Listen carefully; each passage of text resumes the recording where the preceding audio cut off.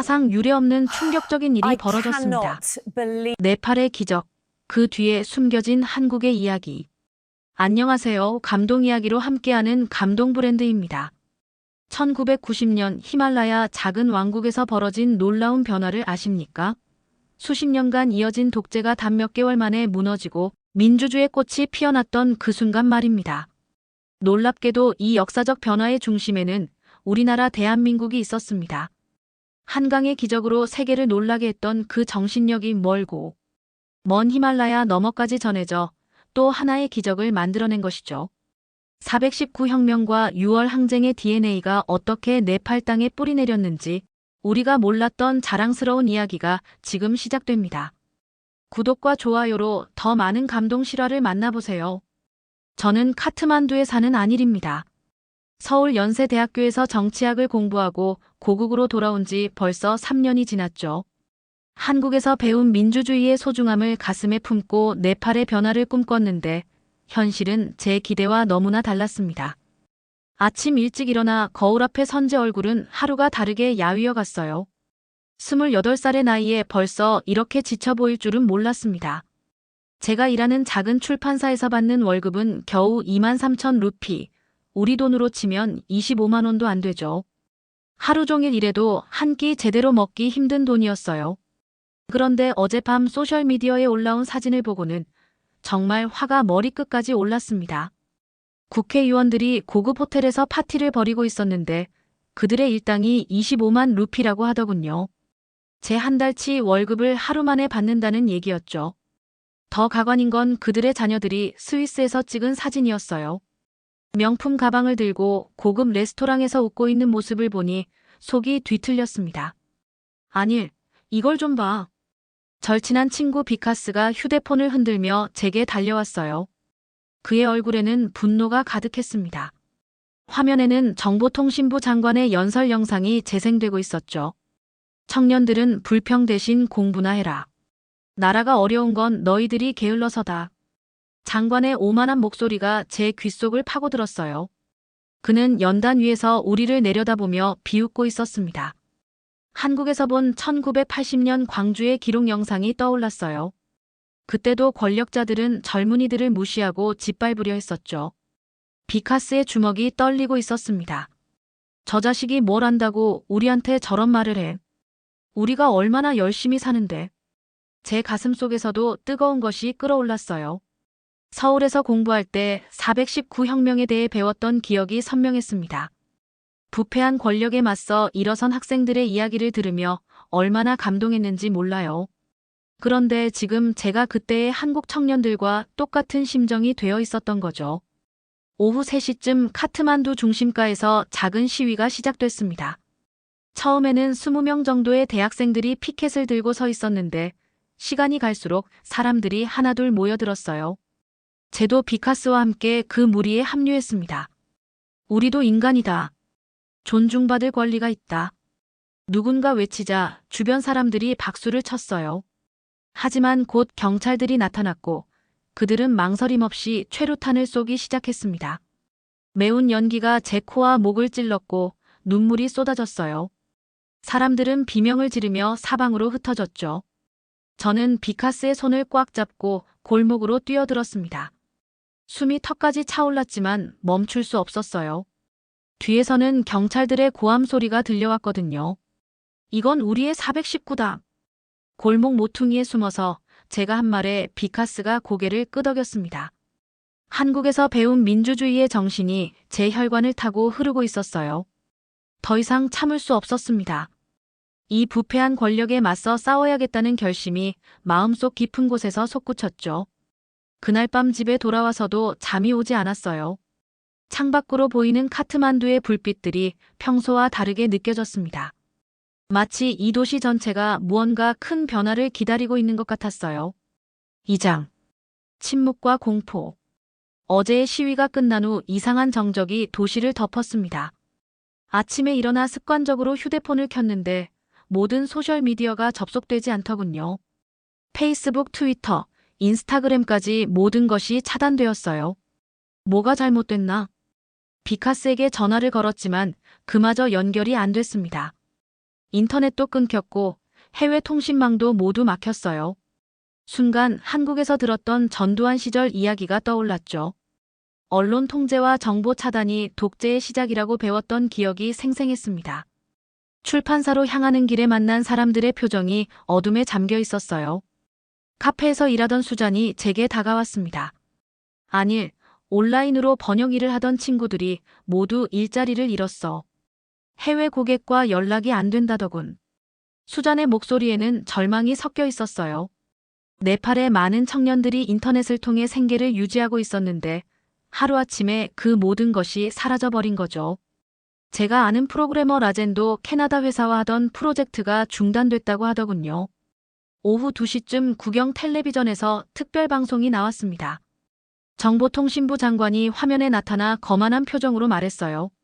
외세의 사주를 받은 불순분자들의 선동을 막기 위해 임시로 통신을 제한한다. 국민들은 정부를 믿고 일상생활에 충실하기 바란다. 저는 분노로 주먹을 쥐었습니다. 외세의 사주라니요. 우리가 요구한 건 단지 인간다운 삶이었는데 그것마저 외국의 조종이라고 하다니. 한국의 군사정권도 똑같은 논리로 민주화 운동을 탄압했다는 걸 저는 알고 있었어요. 길거리에는 평소보다 많은 경찰들이 배치되었습니다.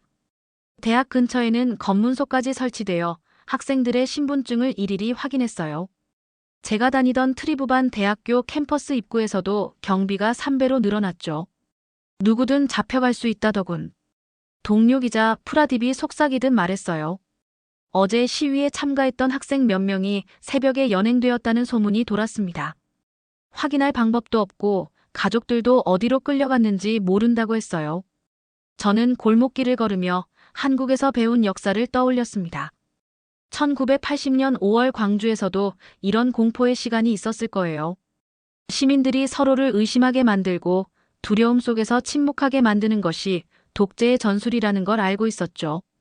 비카스를 만나기 위해 그가 자주 가던 찻집으로 갔습니다. 하지만 주인 아저씨가 고개를 저으며 말했어요.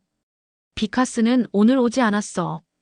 요즘 젊은 친구들이 함부로 돌아다니면 안 된다던데. 찻집 안의 분위기도 평소와 달랐어요. 사람들이 작은 목소리로 이야기하고 누군가 들어오면 대화를 멈췄습니다. 텔레비전에서는 정부의 선전 방송만 계속 나왔고 그 내용은 모두 똑같았어요. 안정과 질서, 그리고 외부의 적에 대한 경계였죠. 저녁 무렵 집으로 돌아오는 길에 대학생 몇 명이 담소를 나누는 모습을 봤습니다. 하지만 그들의 얼굴에는 평소의 활기가 없었어요. 마치 무언가에 짓눌린 듯한 표정들이었죠. 이렇게 당할 순 없어. 집에 도착해서 저는 혼잣말을 했습니다.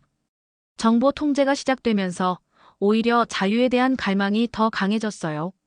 한국의 민주화 운동사를 공부했을 때 느꼈던 감정이 다시 살아났습니다. 억압이 심해질수록 저항의 의지도 더 뜨거워진다는 진리를 온몸으로 느끼고 있었어요. 창밖을 바라보니 평소보다 일찍 불이 꺼진 집들이 많았습니다. 사람들이 두려워하고 있다는 증거였죠. 하지만 저는 포기할 수 없었어요. 한국에서 배운 민주주의 정신이 제 심장 속에서 더욱 뜨겁게 타오르고 있었거든요. 통신이 차단된 지 사흘째 되는 날, 저는 비카스와 몰래 만날 수 있었습니다. 대학 뒤편 작은 서점에서 우연히 마주쳤는데 그의 얼굴에는 평소의 의기양양함 대신 깊은 고민이 서려 있었어요. 안일, 이대로 당하고만 있을 순 없어. 비카스가 제 어깨를 붙잡으며 말했습니다.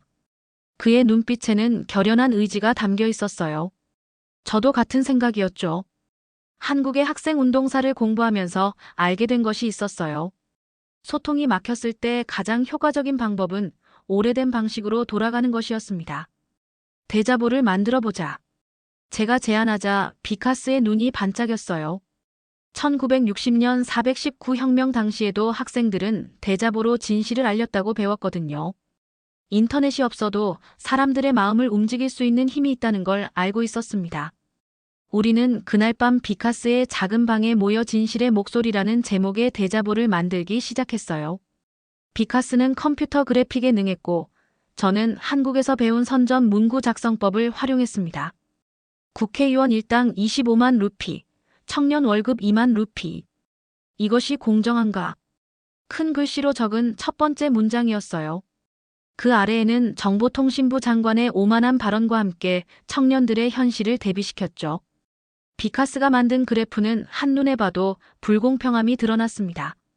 새벽 4시까지 작업해서 100장의 대자보를 완성했어요. A3 용지에 인쇄된 대자보들을 보니 가슴이 두근거렸습니다. 한국의 학생들도 이런 심정이었을까요? 작은 종이 한 장이지만 거대한 권력에 맞서는 무기가 될 수 있다는 희망이 샘솟았어요. 내일 새벽에 캠퍼스 곳곳에 붙이자. 비카스가 말했을 때 저는 약간의 두려움을 느꼈습니다. 들키면 어떻게 될지 모르거든요. 하지만 한국에서 들었던 이야기가 떠올랐어요. 용기란 두려움이 없는 게 아니라 두려움을 이겨내는 것이라고. 다음 날 새벽 5시, 우리는 캠퍼스로 향했습니다. 경비원이 순찰을 도는 시간을 피해 조심스럽게 움직였어요. 도서관 벽, 학생회관 게시판, 강의동 입구까지 곳곳에 대자보를 붙였습니다. 첫 번째 대자보를 붙일 때 제 손이 떨렸어요. 풀을 바르고 벽에 붙이는 순간 한국의 민주화 투사들과 하나가 된 기분이었습니다. 이것이 바로 민주주의를 위한 작은 첫걸음이라는 생각이 들었어요. 오전 7시쯤 학생들이 등교하기 시작했습니다. 처음 대자보를 발견한 학생의 반응이 인상 깊었어요. 그는 친구를 부르더니 함께 내용을 읽기 시작했죠. 곧 그 주변으로 사람들이 몰려들었습니다. 와, 누가 이런 걸 만들었지? 정말 용감한 사람들이야. 학생들의 반응을 숨어서 지켜보니 가슴이 뿌듯했어요. 사람들이 휴대폰으로 대자보 사진을 찍고 메모지에 내용을 베껴 적고 있었습니다. 소셜미디어는 막혔지만 사람들만의 네트워크가 살아있다는 걸 느꼈어요. 오후에는 더 놀라운 일이 일어났습니다. 다른 대학에서도 비슷한 대자보가 나타났다는 소식이 들려왔어요. 카트만두 대학교, 포카라 대학교에서도 학생들이 자체적으로 대자보를 만들어 붙이고 있다는 거였죠. 대자보 하나가 이렇게 퍼져나가다니. 비카스가 신기해하며 말했습니다. 저는 한국의 역사를 떠올렸어요. 1960년 마산에서 시작된 작은 시위가 전국으로 번져 독재 정권을 무너뜨렸듯이 우리의 대자보도 변화의 씨앗이 될 수 있을 거라는 확신이 들었습니다. 저녁 무렵 정부의 대응이 나왔어요. 캠퍼스 경비를 강화하고 대자보를 붙이는 학생을 발견하면 즉시 신고하라는 공문이 내려왔습니다. 하지만 이미 늦었어요. 진실의 목소리는 사람들의 마음속 깊이 파고들었거든요. 그날 밤 집에서 창문을 통해 바라본 캠퍼스는 평소와 달라 보였습니다. 어둠 속에서도 희망의 빛이 꿈틀거리고 있는 것 같았어요. 종이 한 장이 독재를 흔들 수 있다는 것을 온몸으로 느끼고 있었습니다. 대자보가 퍼진 지 일주일 후, 제가 가장 두려워했던 일이 일어났습니다. 새벽 6시쯤 비카스의 어머니에게서 급한 전화가 걸려왔어요. 아닐, 비카스가 잡혀갔어. 어젯밤 집에 경찰들이 들이닥쳤다고. 전화기를 든 제 손이 부들부들 떨렸습니다. 비카스의 어머니 목소리에는 절망과 분노가 뒤섞여 있었어요. 저는 곧장 그의 집으로 달려갔죠. 비카스의 집 앞에는 아직도 어젯밤의 흔적이 남아 있었습니다. 부서진 문짝과 바닥에 흩어진 책들, 그리고 뒤져진 서랍들이 그 순간의 공포를 말해주고 있었어요. 비카스의 어머니는 눈물을 훔치며 상황을 설명해 주었습니다. 한밤중에 갑자기 문을 두드리더니 영장도 없이 들어와서 비카스를 끌고 갔어. 저는 가슴이 무너지는 듯한 느낌을 받았어요. 한국에서 배웠던 유신시대의 긴급조치가 떠올랐습니다. 영장 없는 체포, 새벽의 공포, 그 모든 것이 똑같았어요. 오후에 국영방송에서 특별 뉴스가 나왔습니다. 정보통신부 장관이 기자회견을 열고 비카스를 지목했어요.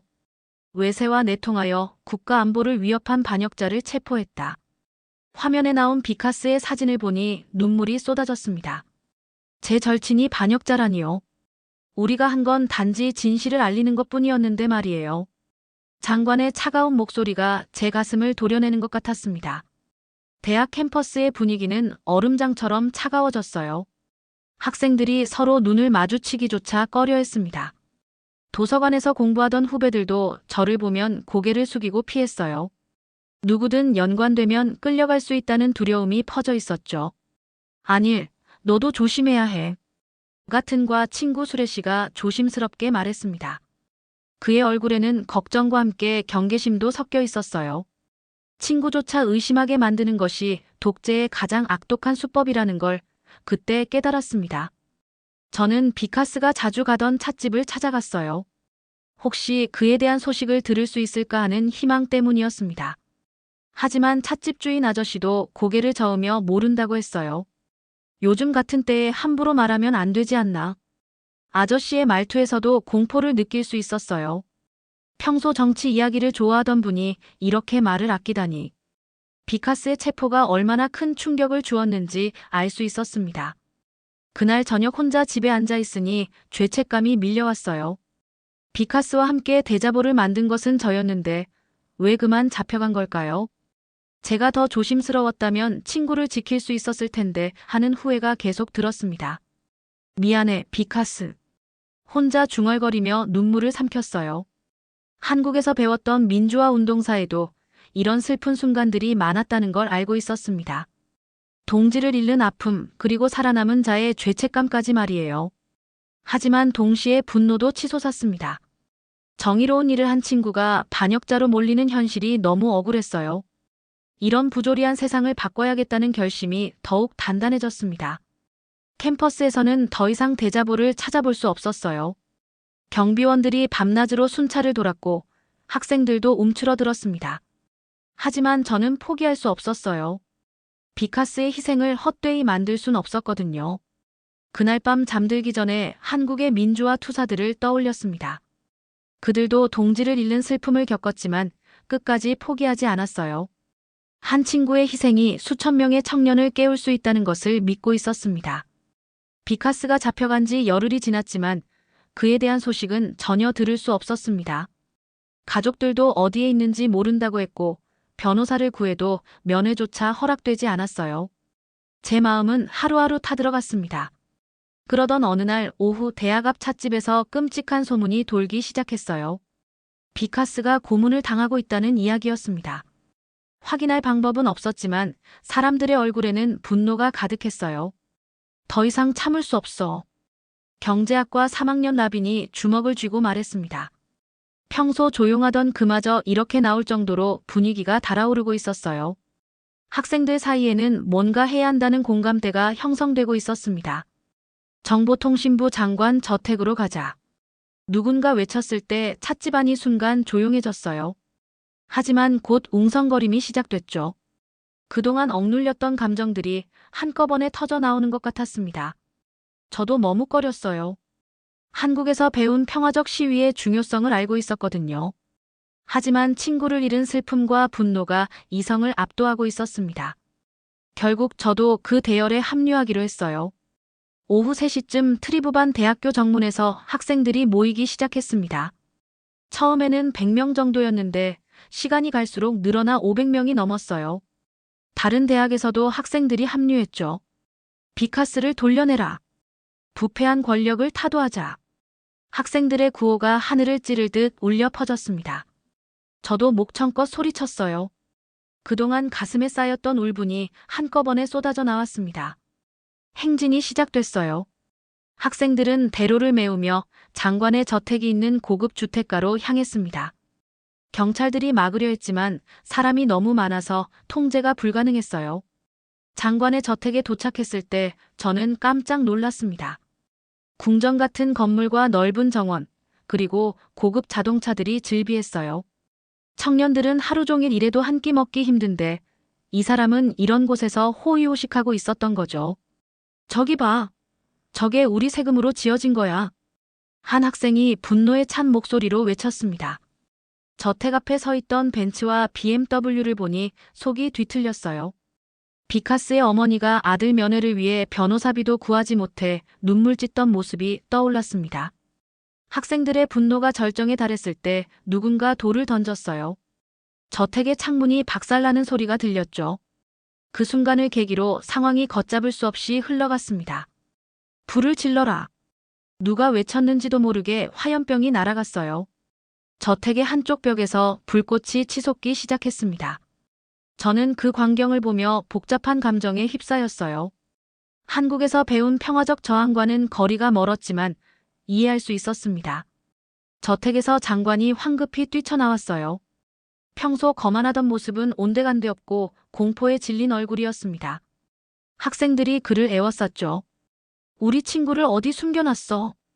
청년들을 무시한 죗값을 치러라. 분노한 군중들이 장관을 향해 몰려들었습니다. 저는 그 순간 한국의 역사책에서 본 군중 심리를 떠올렸어요. 일단 폭력이 시작되면 누구도 막을 수 없다는 것을 알고 있었습니다. 결국 피할 수 없는 일이 벌어졌어요. 흥분한 군중들의 폭력에 장관이 목숨을 잃게 된 거죠. 저는 그 광경을 직접 보지는 못했지만 주변의 비명소리로 상황을 짐작할 수 있었습니다. 불타는 저택을 바라보며 저는 착잡한 기분이었어요.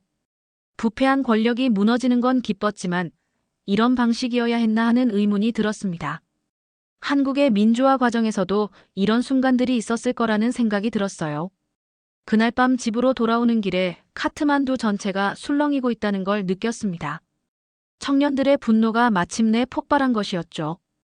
부패 권력의 심장부가 불길 속에 무너지는 광경을 본 시민들의 마음도 요동치고 있었어요. 장관의 죽음은 네팔 전체를 뒤흔들었습니다. 정부는 비상사태를 선포했지만 이미 시위의 불길은 전국으로 번져나간 후였어요. 포카라, 비라트나가르, 비르간지까지 모든 주요 도시에서 청년들이 거리로 쏟아져 나왔습니다.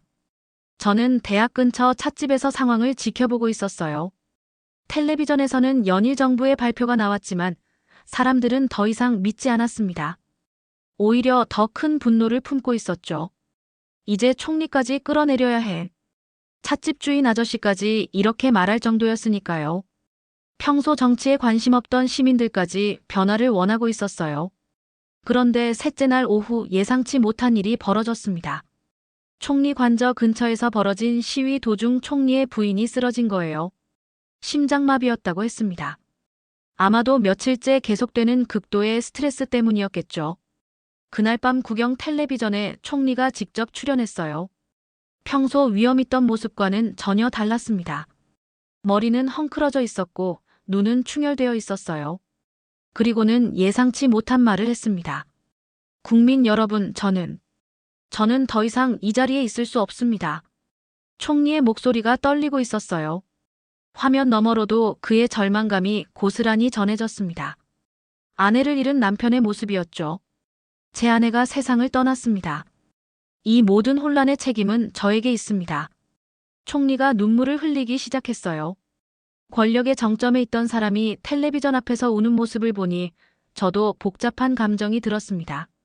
한국사를 공부하면서 독재자들의 최후에 대해 배웠는데 이렇게 인간적인 모습을 보일 줄은 몰랐어요. 저는 내일부터 모든 직책에서 물러나겠습니다. 그리고 여러분이 원하는 변화를 위해 길을 열어드리겠습니다. 방송이 끝나자 거리가 술렁였어요. 사람들이 집에서 나와 서로 확인하듯 이야기를 나누기 시작했습니다. 정말 끝난 건지 새로운 시작인지 반신반의하는 분위기였어요. 저는 비카스가 생각났어요. 이 순간을 친구와 함께 나누지 못한다는 게 너무 아쉬웠습니다. 그가 어디에 있는지 무사한지조차 알 수 없었거든요. 다음 날 아침 총리 관저 앞에는 수많은 사람들이 몰려들었습니다. 하지만 어제와는 분위기가 완전히 달랐어요. 분노보다는 기대와 호기심이 가득했죠. 정말 권력이 바뀌는 순간을 목격하려는 사람들이었습니다. 오전 10시쯤 총리가 관저에서 나왔어요. 검은 양복을 입고 고개를 숙인 채 차에 올랐습니다. 군중들은 조용히 그를 지켜봤어요. 며칠 전까지만 해도 분노의 대상이었지만 이제는 그냥 한 명의 슬픈 남자로 보였습니다. 총리의 차가 떠나자 사람들이 환호하기 시작했어요. 하지만 저는 마냥 기뻐할 수만은 없었습니다. 한국의 역사를 공부하면서 알게 된 것이 있었거든요. 독재자 한 명이 물러난다고 해서 모든 것이 해결되지는 않는다는 것을요.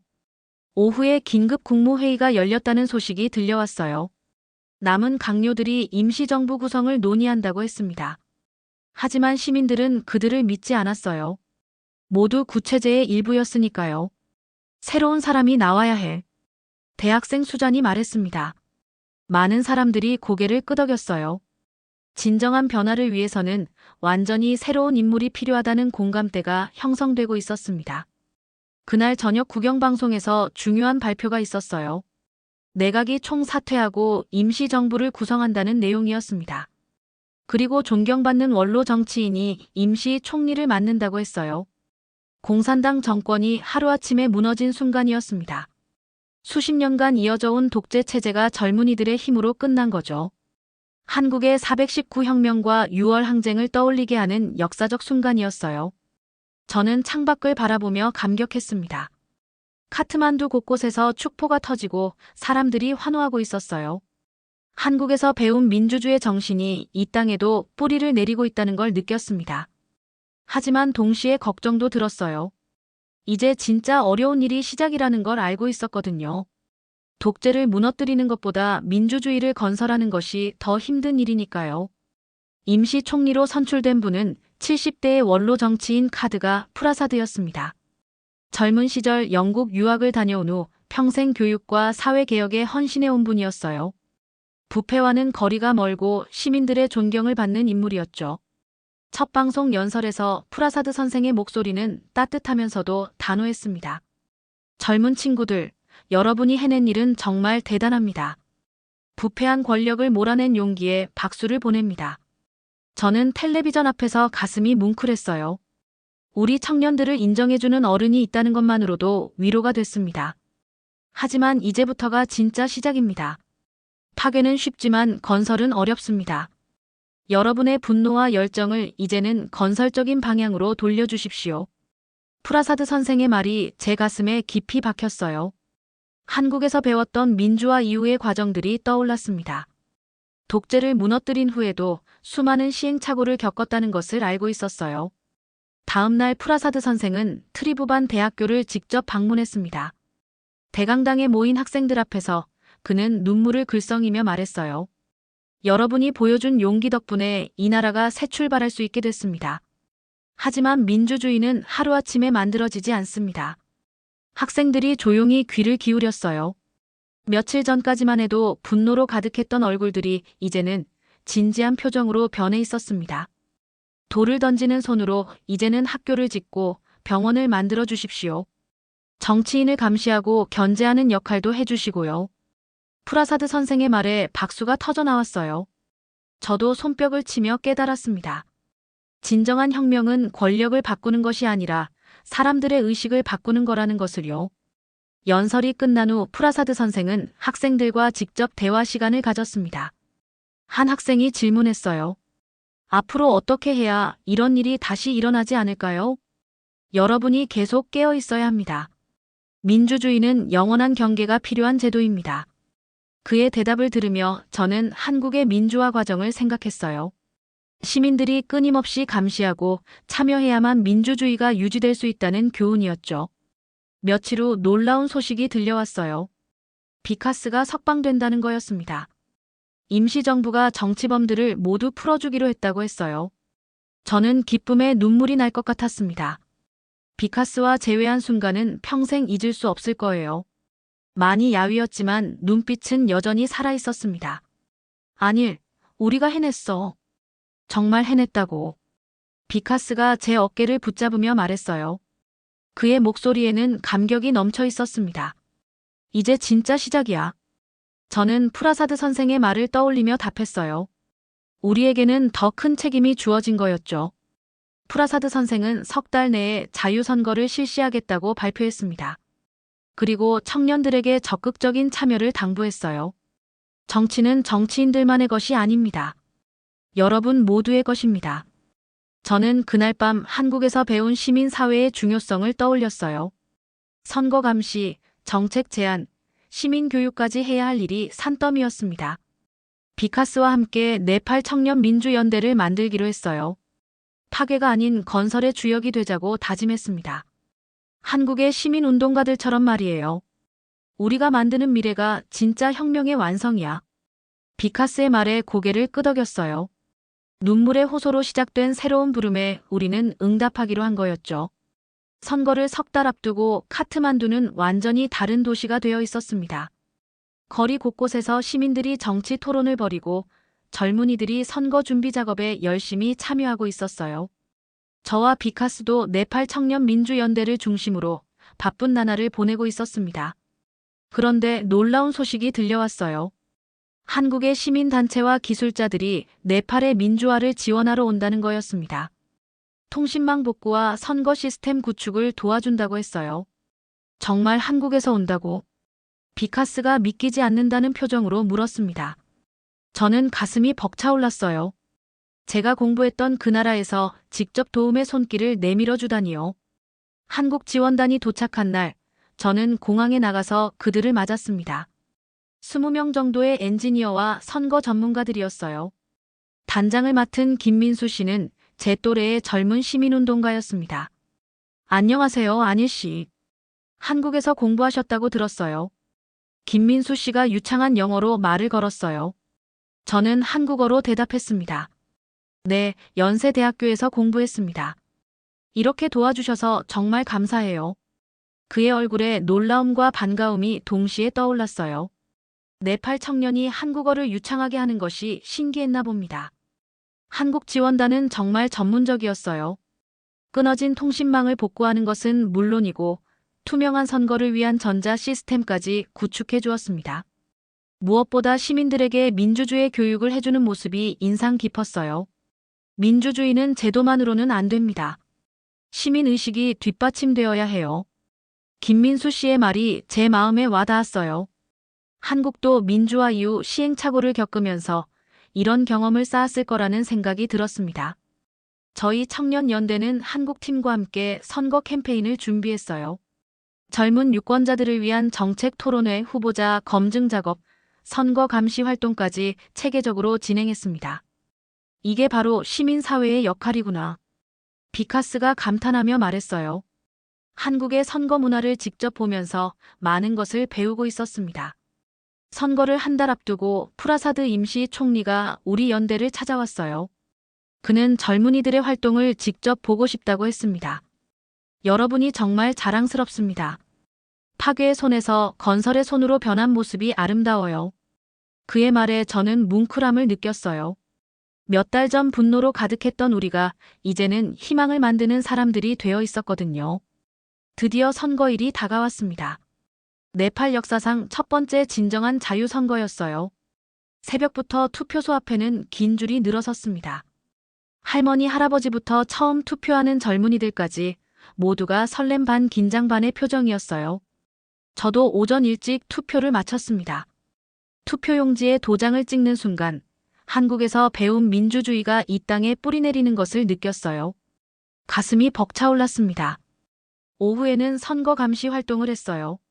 한국 팀이 만든 전자 시스템 덕분에 투명하고 공정한 선거가 진행됐습니다. 부정선거를 걱정했던 시민들도 안심하는 표정이었어요. 개표가 시작되자 거리는 축제 분위기가 됐습니다. 카트만두 곳곳에서 사람들이 모여 결과를 기다렸어요. 텔레비전 앞에는 온 가족이 둘러앉아 역사적 순간을 지켜봤습니다. 밤 11시쯤 결과가 발표됐어요. 민주 성향의 후보들이 압승을 거두었습니다. 시민들의 얼굴에 희망의 빛이 번져갔어요. 정말 새로운 시대가 열린 거였죠. 우리가 해냈어. 정말 해냈다고. 비카스가 저를 끌어안으며 소리쳤어요. 주변 사람들도 모두 환호하고 있었습니다. 한국에서 배운 민주주의가 네팔의 새벽을 연 순간이었어요. 그날 밤 저는 창문을 열고 카트만두의 밤하늘을 바라봤습니다. 별들이 유난히 밝게 빛나고 있었어요. 한국에서 가져온 민주주의의 씨앗이 이 땅에서 꽃을 피운 기적 같은 밤이었습니다. 김민수 씨가 한국으로 떠나기 전날 저에게 말했어요. 안일 씨, 이제 정말 시작이에요. 한국도 민주화 이후 더 큰 발전을 이뤘듯이 네팔도 그렇게 될 거예요. 저는 고개를 끄덕이며 다짐했습니다. 한국에서 배운 정신을 이 땅에 뿌리내려 더 아름다운 나라를 만들겠다고 말이에요. 이제 진짜 새벽이 시작됐어요. 건설의 시대, 희망의 시대가 말이에요. 그리고 그 새벽의 중심에는 대한민국의 위대한 정신이 살아 숨쉬고 있었습니다.